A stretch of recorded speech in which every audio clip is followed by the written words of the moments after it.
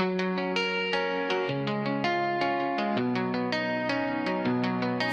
the quiet of the morning, before the day takes hold, a silent whisper stirs a story, waiting to unfold. Welcome to the Deep Dive, where we plunge into a stack of information, sift through the noise, and pull out the most important, insightful, and often surprising nuggets of knowledge just for you. Today we're unlocking a concept that's, well, it's been foundational in organizational psychology for decades, yet it feels more vital and maybe more misunderstood than ever. Employee empowerment. We're going to really unpack what it means to genuinely give people power in the workplace. We're drawing heavily from a really influential and kind of playfully titled book, Zapp, The Lightning of Empowerment by William Byham and Jeff Cox. But we're also bringing in some insightful contemporary analyses and, some pretty compelling case studies.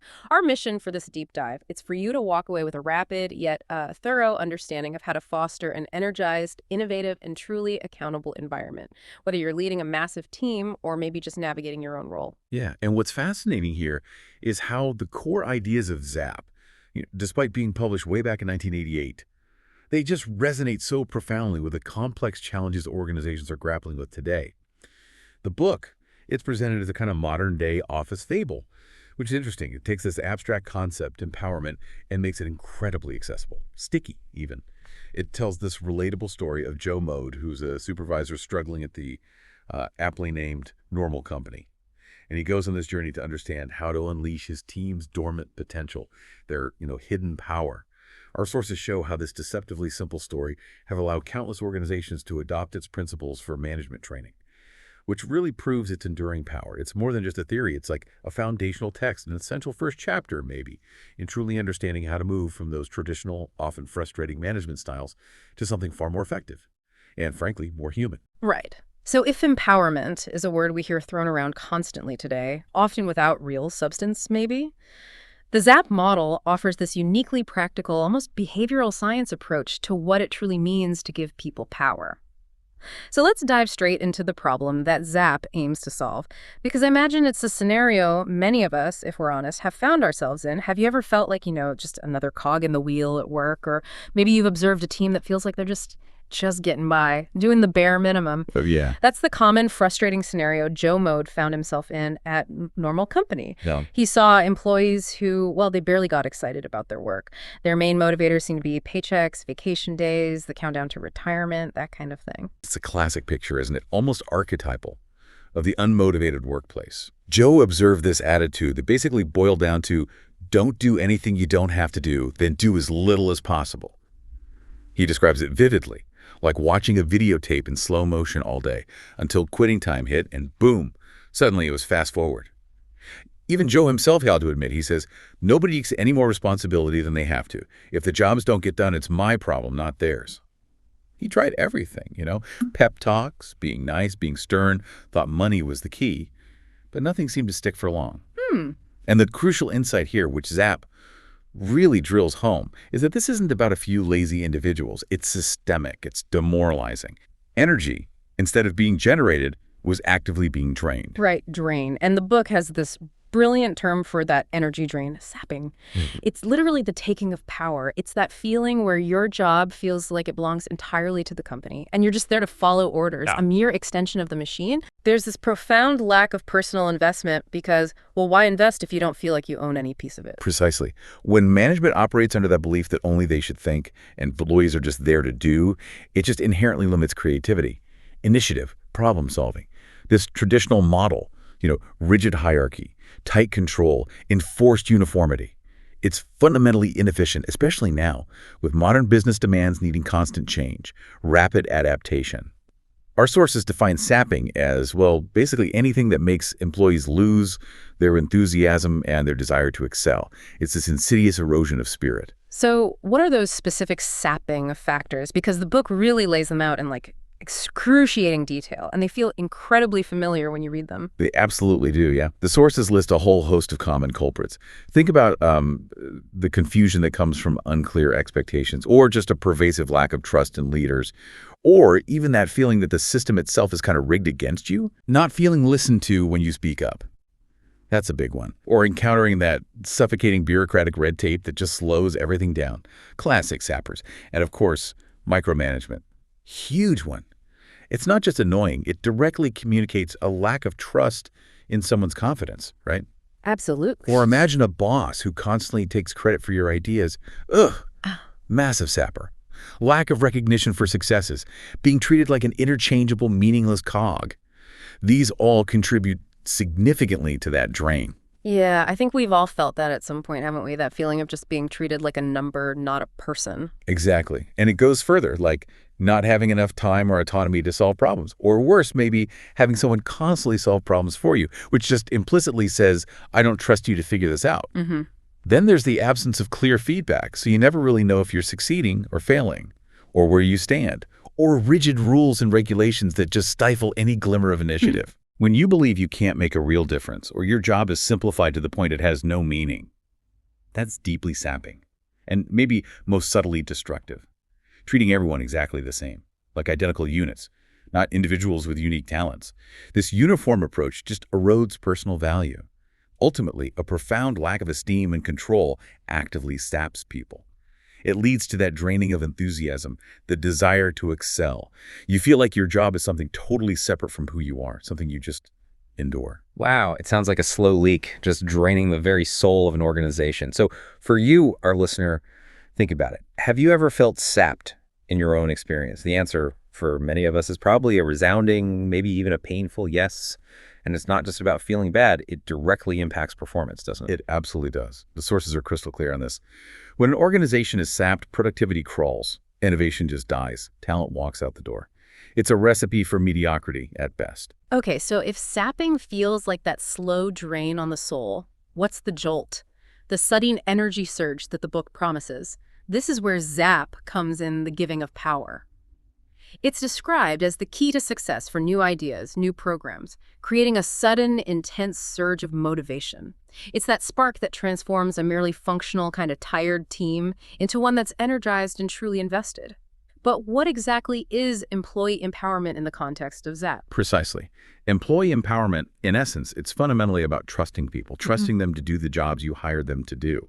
And critically, it's about giving them the freedom, the necessary tools, and that unwavering support to do it exceptionally well. It is, quite literally, the antidote to micromanagement. Our sources highlight a really critical distinction here. There was this study of over 7,000 employees, those who felt empowered. They ranked in the 79th percentile for engagement, their less empowered peers, just the 24th percentile. Wow, that's a huge difference. It's a massive, almost staggering gap. It just demonstrates the tangible, measurable impact of empowerment on real-world performance. When people feel trusted, capable, supported, they're just far more likely to bring their best to work, not just occasionally, but consistently. This energized state, it directly leads to tangible improvements, quality, productivity, innovation, and of course, much higher employee satisfaction. It's about overcoming those debilitating psychological effects of traditional bureaucracy by injecting a direct shot of energy. So when you've been zapped, what does that actually feel like? On a personal level, I'm curious, what's the most palpable, immediate change you see in a person or a team when they start to genuinely feel that zap? Yeah. Like their posture changes, the questions they ask, their energy. It's actually pretty remarkable to witness. When you've been zapped, the feeling is one of profound ownership. Your job belongs to you, not the company, but you.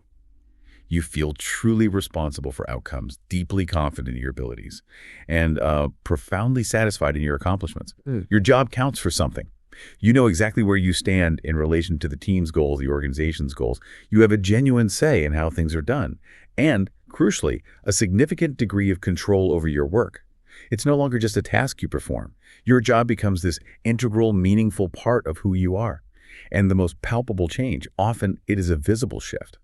From passive waiting to proactive engagement, you see people initiating conversations, volunteering ideas, taking ownership of problems that previously were, not their job. Yeah. It's a fundamental change in their relationship with their work. It manifests as this palpable increase in energy, a willingness to step up, to think beyond their immediate cubicle or task list. That sounds almost transformative. But, for leaders, it can also feel maybe a bit intimidating. How do leaders actually do this? How do they zap people? The book talks about trainable skills for leaders, almost like a recipe they can follow. Absolutely. The Zapp model is fundamentally behavioral. It offers leaders a really concrete set of trainable skills for their daily interactions. These are consistently identified as the 4 foundational steps or pillars. And these aren't just abstract concepts, they're actionable behaviors, things you can actually learn and practice. Okay, let's dive into the first one. Maintain and enhance self-esteem. This seems so fundamental, yet it's often the first thing that gets sacrificed in a high-pressure environment, right? Is the real insight here that psychological safety isn't just a nice to have, but it's like a non-negotiable prerequisite for any other zapping behavior to actually stick? Precisely. You've nailed it. This is truly the psychological bedrock of empowerment. Before an employee can take genuine ownership, they must feel capable, respected, and fundamentally valued. This pillar is about helping employees feel confident in their abilities and satisfied with the work they do.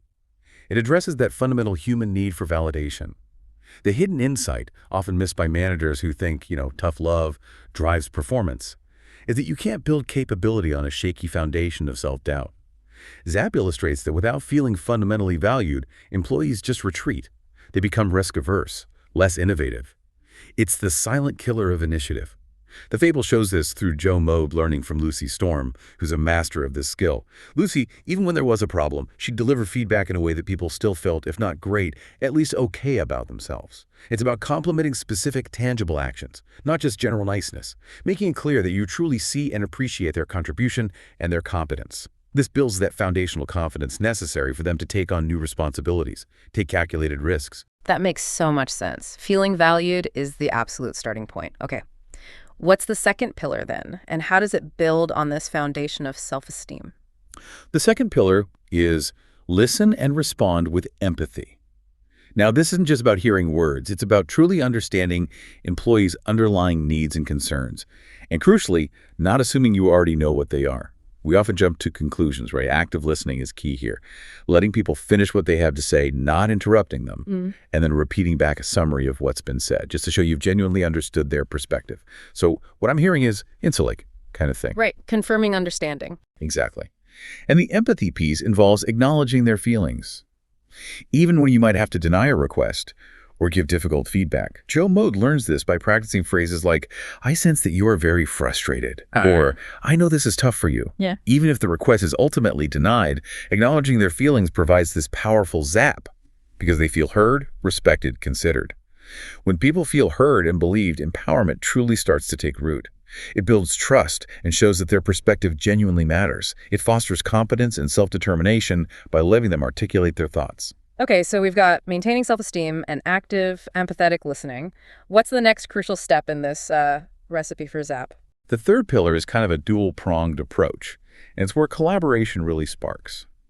Share thoughts, feelings, and rationale, and ask for help and encourage involvement. This forms the collaborative foundation for real partnership and innovation. First, managers must be transparent, sharing not just what decisions are made, but why they are made. The rationale behind it. This provides crucial context, helps employees understand the bigger picture, connects their individual efforts to the overall purpose, builds that sense of meaning. Second, leaders must actively seek ideas, suggestions, information from their team, explicitly encourage their involvement in problem-solving, decision-making.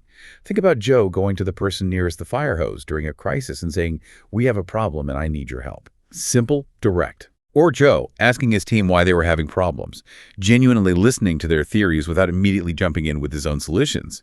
This explicitly invites employees to shift, to move from being passive doers to active partners in improving the work, the business. It signals that their knowledge, their experience, are highly valued resources, not just their physical labor. Okay, that brings us to what's called the soul of Zapp. Building on those first 3 pillars, feeling valued, heard, involved, there's one the book calls the soul of Zapp. It sounds like the ultimate balancing act for a leader. Can you unpack why this particular behavior is so pivotal? Absolutely, because this is where the rubber truly meets the road. It's the culmination, the synthesis, like you said, of maintaining self-esteem, listening, and involving them. The soul of Zapp is to offer help without removing responsibility. This is the pinnacle, where managers need to be profoundly supportive, providing encouragement and help, but absolutely without taking the employee's work on themselves or resorting to micromanagement. as incredibly delicate balance, Yeah. a real tightrope walk sometimes. This is the practical antidote to both micromanagement, where the manager just takes over at the first sign of trouble, stripping away autonomy, and abandonment, where a task is delegated and the manager just disappears, leaves them hanging. Right, both are bad. Exactly. When a leader masters this pillar, they act as a guide. They open doors, clear the way, offer specific, immediate feedback, but they never take the responsibility away from the employee. Joe Mode learned this the hard way, remember? When he solved the problem himself after his team figured out the cause, the key insight was, if they don't own it, it wasn't their solution. Ownership is key. The goal here is to develop capability, confidence, and true ownership over time, allowing employees to carry the task to completion themselves.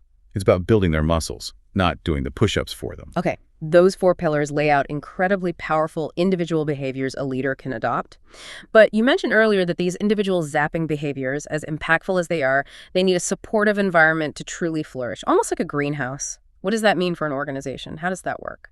It means that psychological empowerment, that internal feeling of being empowered we just talked about, can't be sustained in a vacuum. It won't last. It requires structural empowerment, which refers to the actual organizational conditions, the policies, the resources that enable it. Imagine trying to grow like a delicate orchid in a harsh, windy desert. It might sprout, show some initial growth, but it won't truly thrive. Right, needs the right conditions. Exactly. Similarly, for Zapp, to truly take root and flourish within a company, the organization itself has to provide this supportive ecosystem. Our sources identify 4 essential, non-negotiable conditions that leaders and the organization must provide to create this nurturing greenhouse. Okay, let's start with the first and maybe the most critical condition, direction. Empowerment without direction is not freedom, it is chaos. This is such a crucial point. It's often misunderstood by those who think empowerment just means letting everyone do whatever they want. That's not it. Employees cannot take genuine ownership if they don't know what they're supposed to be achieving, or where the collective effort is headed, what good looks like. Providing clear direction means creating the guide rails, within which employees can exercise their autonomy and make good decisions. This involves mutually establishing 3 key elements. First, key result areas, KRAs. These are the broad strategic priorities. Answer the question, where do we want to go? Second, measurements. Specific quantifiable metrics to track progress, telling us how we know we are moving in the right direction. And third, goals. Specific time-bound targets that clearly define success, answering, have we arrived yet? Joe Mode applied this by establishing KRAs like increase output measurements like hashtag of units moved, and goals like a 10% increase in a specific time frame. When direction is crystal clear, employees can make independent decisions that are perfectly aligned with the organization's strategic objectives. It reduces wasted effort, increases efficiency. Okay, so once they know where they're going, what's the next essential ingredient needed to cultivate that zap in the greenhouse? They need the knowledge. Yeah. Empowering an employee to perform a task for which they are not equipped. That's not empowering. It's actually setting them up for frustration and failure. That's a good point. So this means equipping employees with what they truly need. The specific job skills, adequate and ongoing training, clear and accessible information, and a deep understanding of their specific goals. A key insight here, highlighted in the sources, is providing training at the teachable moment. That is, when a real-world problem arises that genuinely demands new knowledge to solve it right then. This makes the learning immediately relevant, applicable, memorable. It significantly boosts their Zapp. Think of companies like Amazon. They've made considerable investments in employee upskilling and reskilling programs, not just as a perk, but as a strategic necessity. Equipping their workforce with the skills to excel, to adapt to evolving demands. It goes way beyond a one-time onboarding. It's this continuous, proactive investment in their capabilities. Right. And without the right tools, all that knowledge and clear direction can just fall flat, can't it? Which brings us to resources. Absolutely. A leader's words about empowerment. They become meaningless, even cynical, if employees consistently lack the necessary tools, materials, facilities, adequate budget, or even just sufficient time to do their jobs effectively. In a truly empowered environment, the manager's role shifts dramatically, from being a gatekeeper of resources to being a facilitator, someone who actively works to remove roadblocks, ensures their team has what it needs to succeed. A consistent lack of resources is a powerful sapping force.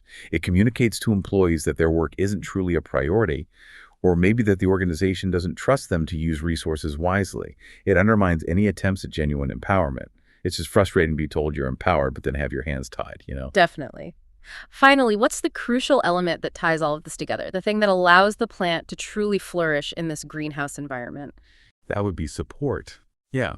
This is the cultural and interpersonal glue that holds the entire Empower system together. Support manifests as consistent approval, ongoing coaching, timely and specific feedback, both positive reinforcement and constructive criticism, and just genuine encouragement. It means creating a climate where it's psychologically safe. Safe to try, safe to occasionally fail, where learning from mistakes is openly valued, and where successes, big or small, are truly and publicly celebrated. This support structure, it extends beyond just the manager-employee relationship. It needs to permeate the team itself.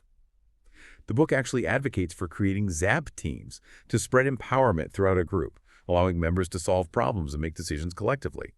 This peer support system reinforces the empowered culture and makes empowerment a shared responsibility. You, our listener, can maybe start to assess your own team using questions from the Empowerment Readiness Checklist in the sources. Things like, do my team members know our top 3 strategic priorities for this quarter?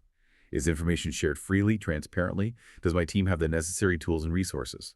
And perhaps most importantly, does my team feel psychologically safe to speak up, to experiment, to learn from mistakes? These questions directly address whether your environment actually supports Zapp. Okay, so we've covered the frustration of sapping, the lightning strike of Zapp, and those essential environmental conditions, the greenhouse, needed to sustain it.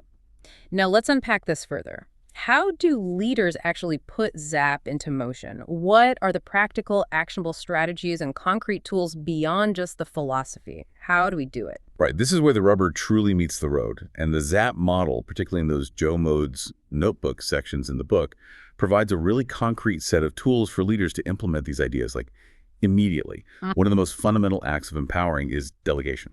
Okay, but delegation is usually seen as just offloading tasks, right? Pushing work downwards. But here it seems far more strategic than that. It is. It absolutely is. The book outlines this clear decision-making framework for delegating any task. It gives managers 4 distinct choices that move along a spectrum of empowerment. First, you can refer the task. Just pass it to the person best suited for it rather than taking it on yourself. Simple. Second, you can delegate with authority. This is the highest level of empowerment. Full power to the employee to carry out the task, make all necessary decisions. Third, you can delegate without decision-making authority. This can be a useful developmental step. The employee does the task, gathers info, but the manager retained final approval. Useful for complex tasks, or maybe with developing team members. Or fourth, you can simply keep the task. If it's something only the manager can or should do, maybe for legal or strategic reasons. But, and this is crucial, it's important to remember that sharing responsibility with people does not mean abandoning responsibility. Managers still need to know what's going on. They need to set the overall direction for the department, make decisions the team genuinely cannot, offer a guiding hand to clear roadblocks, and importantly, assess performance and provide feedback. Delegation is definitely not abdication. Okay, that brings up a very common, almost primal fear among managers, losing control. If I give away power, won't chaos just ensue? How does empowerment address that very real concern? That's where situational control comes in, and it's a vital concept for overcoming that fear.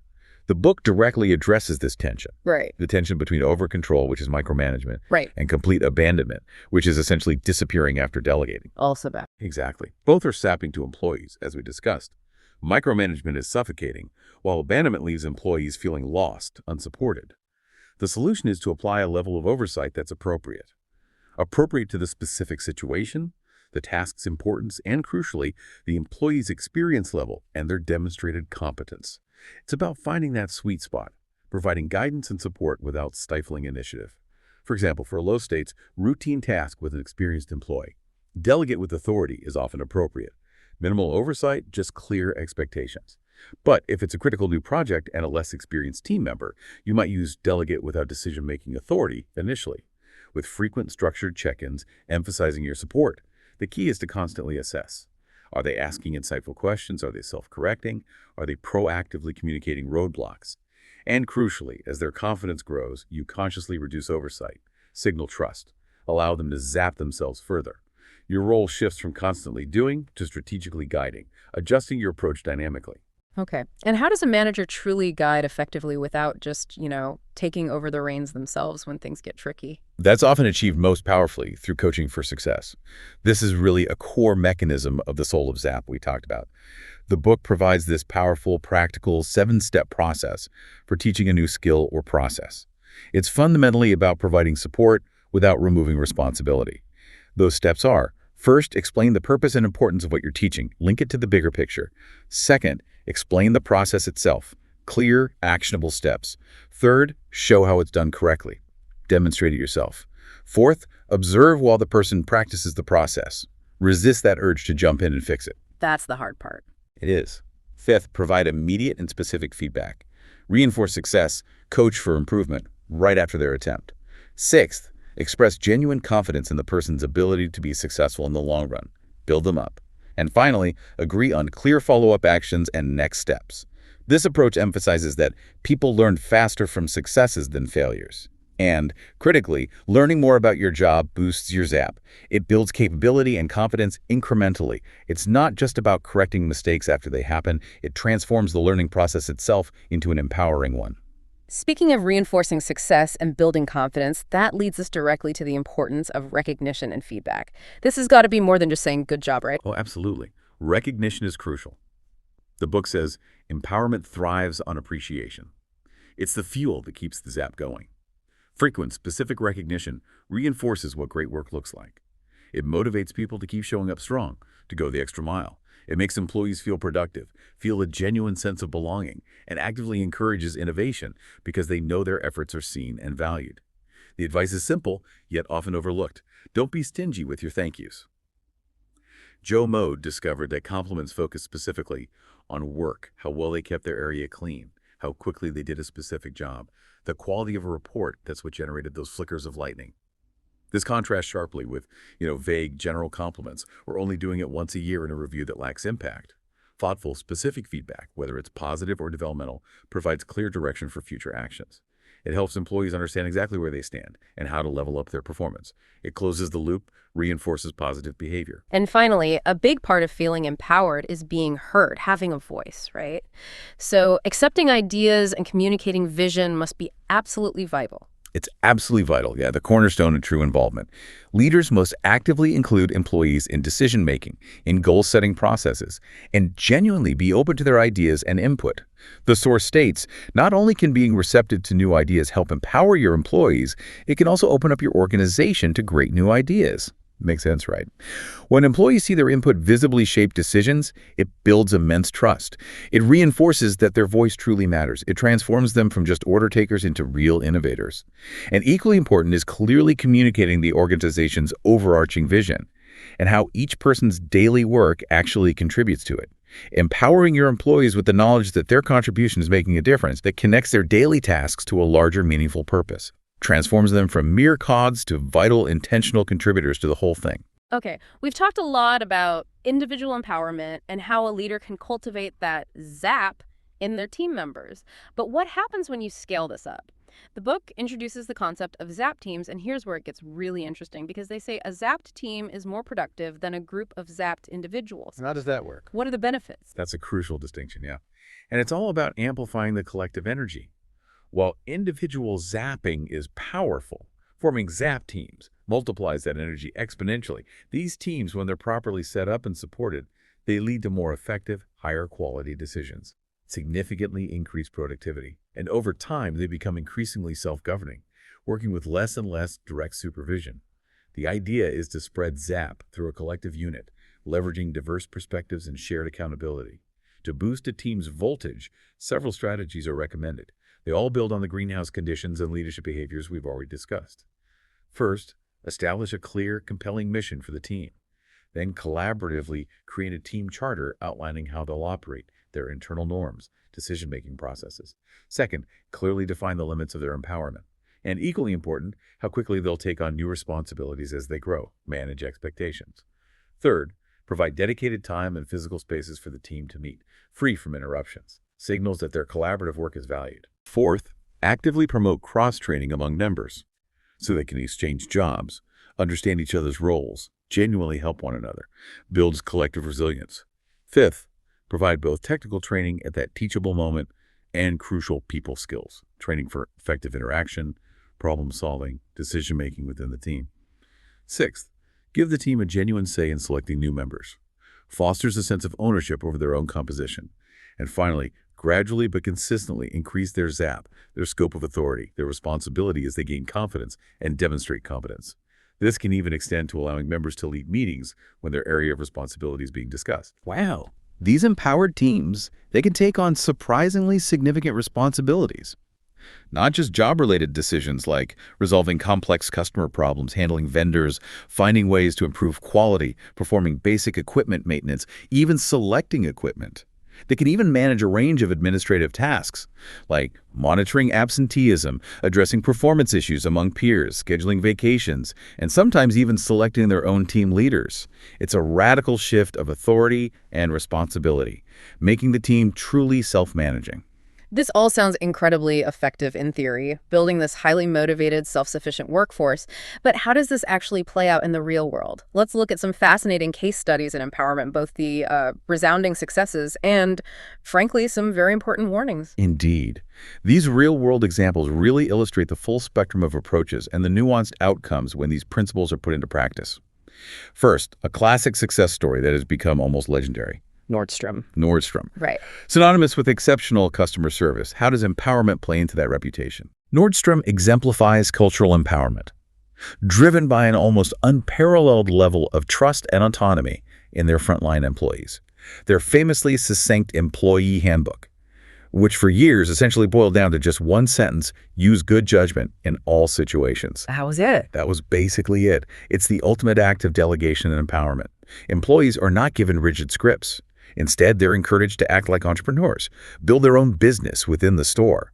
This deep trust empowers them to do whatever they feel is right, within reason, to create lasting customer relationships. And this philosophy has led to those legendary service stories we hear about, like accepting the return of a set of tires even though Nordstrom has never sold tires. I remember hearing that one. Right, or employees personally buying a product from a competitor to satisfy a customer's immediate need.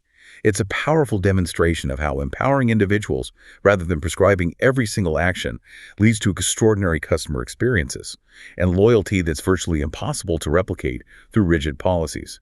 Okay. Another company often cited for innovative empowerment, particularly maybe in its earlier days, is Google, with their famous 20% time policy. Right. Google's approach showcased a highly successful project-based model designed specifically to fuel innovation and intrinsic motivation. Their 20% time policy, established for their engineers, allowed them to dedicate 1/5 of their work week to personal passion projects, things they genuinely believed would benefit the company. This wasn't just some informal perk, it was a deep structural commitment. Built on a culture that trusted its employees' talent, fostered intrinsic motivation, and crucially tolerated risk, viewed failure as a necessary part of the creative process, and the results were astounding. This policy directly led to the creation of iconic, highly profitable products like Gmail, AdSense, Google News, generating hundreds of billions in revenue for the company. Wow. But it's important to note the nuance here, though. As Google scaled dramatically, that informal 20% time became harder to maintain at the same level. It evolved into more structured formats like internal incubators. This demonstrates that even highly successful empowerment strategies have to adapt to organizational growth, changing business pressures to remain effective and sustainable. Good point. What about a more systematic, almost scientific approach to behavioral empowerment, one that perhaps ties directly back to the Zapp authors themselves? That brings us to DDI, Development Dimensions International, the global talent management company co-founded by Zapp author William Byham himself. DDI represents systematic behavioral empowerment. They essentially codified the Zapp philosophy into a global training methodology. Their flagship leadership development program, Interaction Management, it explicitly teaches leaders the Zapp pillars as trainable skills: how to maintain self-esteem, listen with empathy, encourage involvement using practical, repeatable techniques. This case is particularly powerful because it provides hard, quantifiable data that unequivocally proves the business value of these seemingly soft skills. A Forrester study on DDI's subscription model found a staggering 424% return on investment for organizations implementing their training. 424%. Incredible, right? Other impact data from DDI's program shows a direct link to a 12% improvement in employee retention, a 24% increase in the leader's effectiveness as rated by their teams, and a remarkable 85% of direct reports reporting increased team productivity after their leader participated in the DDI training. This conclusively demonstrates that empowerment, when taught as specific, repeatable behaviors and supported by robust organizational systems, it's not a soft skill. It's a powerful, measurable driver of concrete business metrics and competitive advantage. Okay, and finally, a very crucial cautionary tale to show that not all radical experiments in empowerment succeed and that sometimes maybe too much, too fast can have unintended consequences. Let's talk about Zappos. Zappos provides a fascinating and critical counter-narrative, a stark warning, really, of the pitfalls of radical structural empowerment without sufficient cultural preparation. In 2013, their CDO, Tony Hsieh, initiated this company-wide transition to holacracy. It's a self-managing organizational system that completely eliminated traditional management hierarchy. No managers at all. No managers, no fixed job titles. Work was organized into these self-governing circles with fluid roles. The intention, undoubtedly noble, was to eliminate bureaucracy, flatten the organization, dramatically increase agility. However, the reality proved far more complex and challenging than anticipated. The transition was widely described as chaotic. It led to widespread role confusion among employees, significant administrative overhead from constant meetings needed to coordinate work without traditional structures, and high levels of employee stress as individuals struggled to adapt to this new, ambiguous environment. The results were stark. When they offered a generous severance package to leave rather than adopt the new system, a staggering 18% of the workforce took the offer. Wow, nearly 1 in 5. Yeah. In total, 29% of Zappos's 1,500 employees left the company in 2015. This case powerfully demonstrates that radical structural change without sufficient preparation, comprehensive training, clear communication, deep cultural readiness, it can be profoundly disruptive, counterproductive even. It's a vital warning against applying a radical top-down structural solution where maybe a more incremental behavioral approach, like the one advocated by Zapp, might be more appropriate and sustainable. Empowerment needs a foundation, not just a declaration from the top. So as we see, no approach is perfect, and this raises an important question. What are some of the critiques or challenges to implementing the Zapp philosophy, especially given the nuances we've just discussed? You're absolutely right. No model is without its limitations or potential pitfalls. One common critique of Zapp itself, the book, is its cutesy fable style. While it makes the concept accessible, some seasoned professionals find the narrative simplistic, maybe even childish, ill-suited to the complexities and gravity of modern leadership. This can unfortunately lead some to dismiss the book's genuinely valuable core message, viewing it as too soft or naive.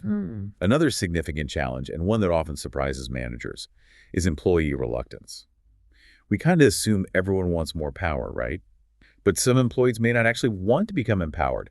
They might genuinely fear the increased responsibility, the accountability, the potential for mistakes. They might be comfortable in their defined role, preferring clear instructions. They might also be afraid their actions, their decisions, will infuriate management, leading to discipline, negative reviews, even job loss, especially if there's a history of punishment for taking initiative. That fear is a powerful sapper that often goes unaddressed. Yeah, that makes sense. And for managers themselves, a very real potential downside is the perceived difficulty in maintaining control. Giving employees more freedom, more decision-making authority, it can make it challenging for a manager to keep track of everything, leading to anxieties about performance, compliance, consistency. These sound like pretty serious hurdles. Are they insurmountable, or are there practical ways to navigate them? They are absolutely not insurmountable, but they require intentionality, persistence. The sources emphasize that with clear, consistent communication of expectations, ongoing training and development both in skills and in navigating newfound autonomy. And crucially, a culture that genuinely encourages learning from mistakes rather than punishing them. Organizations can effectively navigate these challenges. Appropriate control mechanisms like clear goals, regular check-ins, transparent performance metrics, they can and should be put in place to ensure consistency, alignment, without reverting to micromanagement. The key is balance, building trust gradually, understanding that empowerment is a journey, not just a destination you arrive at overnight. It's about earning that trust, really, from both sides. Okay, that brings up a critical distinction that I think we need to clarify for our listener to truly deepen their understanding. The difference between psychological empowerment and structural empowerment, they sound similar, but they're distinct, aren't they? They are, yeah. And understanding this distinction is actually a key academic framework for understanding empowerment more deeply. And for diagnosing why empowerment efforts sometimes fail, psychological empowerment refers to an individual's intrinsic motivation, their personal feeling of being empowered. It's usually composed of 4 key cognitions, or thoughts. First, meaning the value and purpose of your work related to your own ideals. Second, competence, believing in your ability to do the task successfully, self-efficacy. Third, self-determination, that sense of autonomy, choice in initiating and regulating your own actions. And fourth, impact, the degree to which you feel you can influence important outcomes at work, strategic, administrative, operational outcomes. The Zapp pillars we discussed: maintaining self-esteem, listening with empathy, sharing rationale, asking for help, providing support without removing responsibility. These are primarily tools for fostering this internal feeling of empowerment, these 4 cognitions. For instance, when you listen with empathy, you're not just acknowledging feelings. You're often allowing the employee to articulate their problem, their solution. In doing so, they're exercising their self-determination. You're also subtly validating their competence by showing you believe they can solve it. And when you share rationale, you're building meaning by linking their task to the bigger picture. See how they connect. Yeah, I do. Okay, so that's the psychological side. What about the structural? Right. Structural impairment, on the other hand, refers to the actual organizational conditions that enable empowerment. This involves the systemic sharing of power, information, knowledge, and rewards through formal organizational policies, structures, processes. The 4 essential conditions, or greenhouse conditions, from Zapp, direction, knowledge, resources, and support, are a pretty good, accessible approximation of these structural elements. The critical point, often missed, is that psychological empowerment cannot be sustained without structural empowerment. A manager can master all the zapping behaviors, can make their team feel incredibly valued and capable. But if the organization's systems are fundamentally disempowering, if information is hoarded, resources are locked down, risk-taking is punished, rewards aren't tied to performance, those individual efforts will ultimately fail. It leads to frustration, burnout for both managers and employees. For empowerment to be genuine and lasting, these psychological and structural dimensions have to be deeply aligned, mutually reinforcing. Can't just have one without the other for long. So, after all this, what does this all mean for you and your work today? Is Zapp just like a relic from the 80s, a feel-good fad that's passed? Or is it actually an urgent necessity for the 21st century workplace? Oh, the principles of Zapp are far from a relic. I'd argue they're an urgent, maybe even existential necessity today. Current workplace challenges really highlight a landscape that's, well, fraught with peril. Trust in immediate managers has plummeted in recent years. Leaders are experiencing record levels of stress, burnout. Over 40% have considered leaving leadership roles entirely. That's huge. In a world of constant, accelerating change, rapid digital transformation, the explosive rise of technologies like AI, a rigid command and control approach is simply untenable. It's unsustainable. It's too slow, too rigid, too inefficient, too reliant on a few individuals at the top to make all the critical decisions. It just cannot keep pace. The only viable path forward for sustained organizational success is to build a resilient, adaptive organization powered by a truly empowered workforce. Employees who feel a genuine sense of ownership are intrinsically motivated to solve problems and are trusted to make decisions at the point of action, where the knowledge actually resides, as the book puts it so succinctly, flattening the organization's zaps, while fattening the organization's zaps. It's about distributed intelligence, decentralized decision-making as the fundamental engine of agility and sustained performance, not just some nice-to-have HR initiative. Wow, that's a powerful connection to today's challenges. It's not just about morale, it's about survival. Thriving, even. It truly is. The ultimate goal and the enduring relevance of Zapp is to transform the workplace so that every single employee is thinking every single day about how to improve the business in terms of quality, cost efficiency, and most importantly, customer satisfaction. This isn't just an act of managerial benevolence or being nice. It is a deliberate strategic imperative to counteract the inherent flaws and psychological costs of those rigid hierarchical systems that simply cannot adapt fast enough in today's world. It's about cultivating an entire organization full of, mini entrepreneurs, people who think and act like owners. So as we wrap up this deep dive, the core findings seem pretty clear. Employee empowerment is about transforming energy in the workplace, shifting from that draining sapping to electrifying zapping. This benefits both individuals who feel more engaged, valued, satisfied, and the bottom line, through increased productivity, relentless innovation, and improved retention of top talent. And it relies on specific trainable behaviors from leaders, supported by a comprehensive organizational environment, that greenhouse of clear direction, abundant knowledge, sufficient resources, and unwavering support. And remember, empowerment is not some vague, touchy-feely concept, or just an act of managerial benevolence. It is a deliberate, strategic choice to build a more resilient, adaptive, and high-performing organization. And here's maybe the best part. It doesn't have to begin with some grand, top-down strategic overhaul. It starts small. It starts with the very next conversation a leader has with a member of their team. That's such a practical, immediate takeaway. Love that. So here's a provocative thought for you, our listener, to mull over. Consider how a single intentional Zapp moment, like genuinely maintaining someone's self-esteem by recognizing their specific effort, truly listening with empathy when a colleague expresses frustration, or asking for help with genuine involvement on a challenging task, how that single moment could be the spark that changes a conversation, a team dynamic, or even an entire day for the better. How might you bring that lightning to your own sphere of influence starting today? Thank you for joining us on this deep dive. We hope this exploration of empowerment has equipped you with some valuable insights and maybe a new perspective. Until next time, keep digging deep.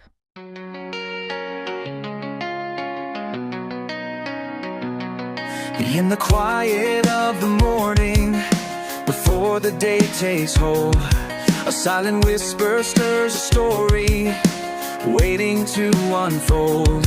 You've carried burdens, doubts like shadows, heavy on your mind, but a strength you've always harbored now is rising to define. No more hiding in the corners, no more playing small.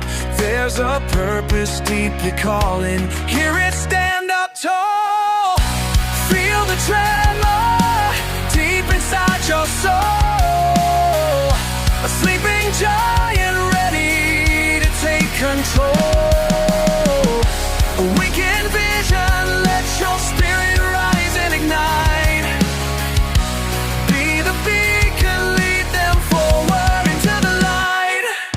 The path ahead may twist and turn with challenges unseen, but every step you take now shows the leader you have been. For inspiration lives within you, a compass strong and true, to guide not just your own direction, but to light the way for a few. No more hiding in the corners, no more playing small. There's a purpose deeply calling. Hear it, stand up tall. Feel the tremor deep inside your soul. A sleeping giant ready to take control. Awaken vision, let your spirit rise and ignite. Be the beacon, lead them forward into the light.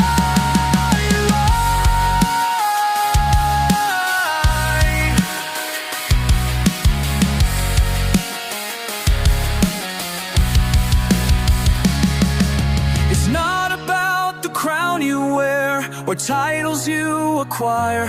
It's the heart you bring to service, setting every soul on fire.